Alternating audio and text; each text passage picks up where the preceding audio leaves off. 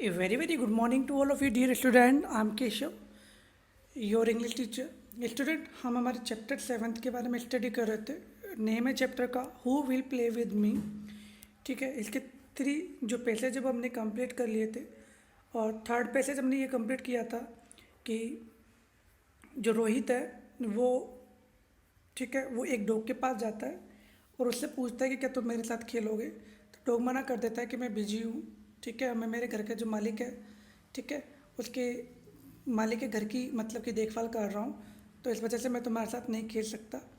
इसके बाद में रोहित पैरट्स के पास जाता है, क्रो के पास जाता है, स्पैरो के पास जाता है और हॉर्स के पास जाता है, लेकिन सब उससे मना कर देते हैं कि हम अपने काम में व्यस्त हैं तो हम तुम्हारे साथ नहीं खेल सकते. सो फोर्थ पैसेज से हम रीड आउट करते हैं और आज ये लेसन हम कंप्लीट करेंगे. This has great impact on Rohit. इसकी वजह से जो कि रोहित पर एक बहुत बड़ा प्रभाव हुआ. ठीक है, इम्पैक्ट का मतलब होता है प्रभाव होना और ग्रेट का मतलब बहुत बड़ा. ही से टू हिमसेल्फ, उसने अपने आप से कहा all of them are busy, सब बिजी हैं मतलब कि सब अपने अपने काम में व्यस्त हैं. दे आर डूइंग समथिंग, वे कुछ ना कुछ तो कर रहे हैं.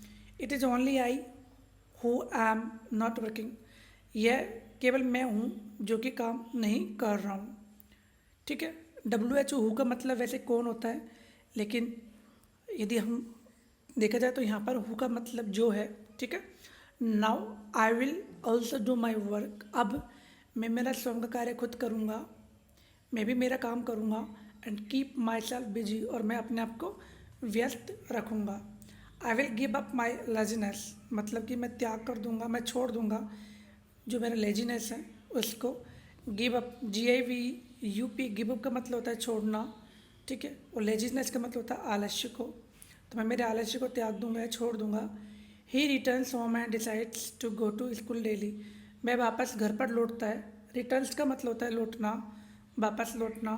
एंड डिसाइड और निश्चय करता है to go to school daily, school जाने के लिए रोजाना. He starts studying attentively and completes his homework also, और वह प्रारंभ करता है अपनी पढ़ाई को अटेंटिवली, ध्यानपूर्वक. And complete his homework also, और वह अपने होमवर्क को भी पूरे कंप्लीट करता है. He learns his lesson regularly, और वह अपने जो लेसन थे उनको मतलब कि रेगुलरली लर्न करता रहता है. ठीक है, टाइम टू टाइम उसे लर्न करता रहता है रोज़ाना. अब आ जाता है नेक्स्ट पैसेज 5th पर. इन द इवनिंग, शाम को, ही मतलब कि Rohit goes to the playground and finds his friends there, तो वह शाम को अपने दोस्तों के पास जाता है. ठीक है, कहाँ पर, प्ले ग्राउंड में. तो प्ले ग्राउंड जाता है तो वहाँ पर उससे अपने दोस्त मिल जाते हैं. ही प्लेज विद दैम, वह उनके साथ खेलता है. फॉर अबाउट एन आवर, मतलब कि घंटे के लिए वह उनके साथ खेलता है. आफ्टर रिटर्निंग होम, और घर पर लौटते समय, ही टेक्स ही डिनर, वह मतलब घर पे लौटने के बाद ही टेक्स ही डिनर, वह अपना डिनर लेता है. And then revise what he study at school, और फिर उसके बाद में डिनर के बाद में वह अपने लेसन को रिवाइज करता है जो कि उसे स्कूल में पढ़ाया गया था. With this change in his behaviour, मतलब कि उसके इस व्यवहार में बदलाव के साथ, he is now liked by everyone, अब उसे सभी लोगों के द्वारा पसंद किया जाता है. हिज टीचर प्रेज हिम, उसके जो टीचर्स हैं वो उसकी प्रशंसा करते हैं. प्रेज यानी प्रशंसा करना. फॉर हिज पंक्चुअलिटी, मतलब कि उसकी जो पंक्चुअलिटी थी, समय से आना, जो भी काम था उसको समय से करना. And his parents feel proud of him, और उनके जो पेरेंट्स थे मतलब कि जो रोहित के पेरेंट्स थे उनको उस पर गर्व था. ठीक है, सो 5th पैसेज हमने कंप्लीट कर लिया है. अब एक्टिविटी फर्स्ट देखते हैं. Write T for true statements and F for false statement. ठीक है, आपको जहाँ पर T ट्रू दिखता है वहाँ पर T ब्रैकेट में लिखना है, जहाँ पर फॉल्स दिखता है वहाँ पर F ब्रैकेट में लिखना है. तो फर्स्ट सेंटेंस देखेगा, we should give up laziness, हमें जो आलस्य है उसका त्याग करना चाहिए. तो सही है गलत है, बिल्कुल ट्रू है, तो यहाँ पर हम T लिखेंगे. सेकेंड वाला देखिएगा, the peacock is free to play with the boy, जो पिकॉक था वो बिल्कुल आज़ाद था, स्वतंत्र था, फ्री बैठा हुआ था. To play with the boy, उस लड़के के साथ खेलने के लिए नहीं, ये हमारा गलत है. ठीक है, क्योंकि पिकॉक अपने काम में व्यस्त था, वह नाचने में बिजी था, तो यहाँ पर फॉल्स आएगा. थर्ड वाला देखिएगा, Rohit plays with his friends in the morning. Rohit खेलता है अपने दोस्तों के साथ इन द मॉर्निंग, सुबह। नहीं, तो यहाँ पे आएगा फॉल्स, क्योंकि रोहित अपने दोस्तों के साथ शाम को खेलता है। ठीक है, तो यहाँ पे फॉल्स आएगा। फोर्थ वाला देखिएगा, there are many children in the garden. जो गार्डन है वहाँ पर बहुत सारे बच्चे हैं, तो यहाँ पर फॉल्स आएगा। ठीक है, अब आपको बी वाला सेक्शन देखना है। Choose the correct alternative. ठीक है, ए पंक्चुअल बॉय डैश। तो ए पंक्चुअल बॉय कौन होता है? Does not miss school, does not do work on time, does not miss you things, does not waste it time. A punctual boy होता है जो कि कभी अपना समय बर्बाद नहीं करता है, तो इसमें आएगा डी, जो कि does not waste his time, जो कि अपना समय बर्बाद नहीं करता है। सेकेंड वाला देखिएगा, who is not willing to work.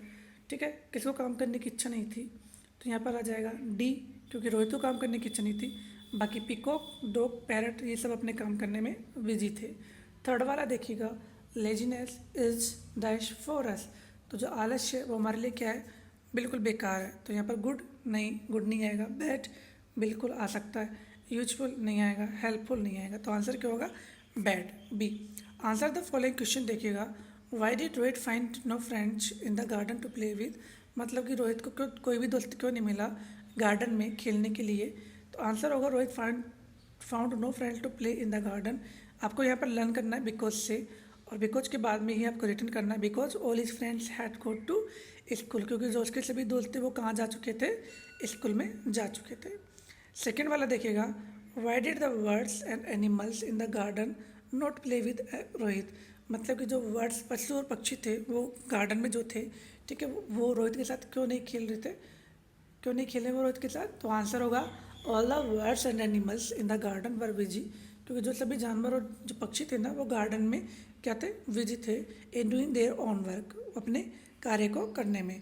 Therefore they did not play with Rohit, इसलिए वो रोहित के साथ नहीं खेले। ठीक है, तो आप यहाँ पर बिकॉज का यूज करके ऑल से लिखकर और वर्क तक, मतलब कि बिकॉज आप आंसर कैसे लिख सकते हैं? Because all the birds and animals in the garden were busy in doing their own work. आप इस तरीके से लर्न कर लीजिएगा और इस तरीके से राइट भी कर सकते हैं। थर्ड वाला देखिएगा, in the end of the story, कहानी के अंत में Rohit parents were happy with him. जो रोहित के माता पिता थे वो बहुत खुश थे उसके साथ में। वाई, क्यों? तो Rohit parents were happy with him in the end of the story. आपको यहाँ पर बिकॉज से लर्न करना है, बिकॉज से राइट करना है। ठीक है, बिकॉज क्योंकि he had now become a punctual boy, क्योंकि अब वह एक पंक्चुअल बॉय बन चुका था। And had given up laziness, और वह अपने आलस्य को त्याग चुका था। तो आपको ये लर्न करना है। ठीक है, कहीं पे भी कोई भी प्रॉब्लम आ रही हो तो आप एक बार जो आपका लेसन है उसकी स्पेलिंग एंड मीनिंग को लर्न कर लीजिएगा। ठीक है, कहीं पे भी कोई भी प्रॉब्लम आ रही है क्वेश्चन आंसर में, उसको एक बार नोट डाउन कर लीजिएगा ताकि इस क्लास में हम उसके बारे में डिस्कस कर सकें। Thank you, thanks a lot of you.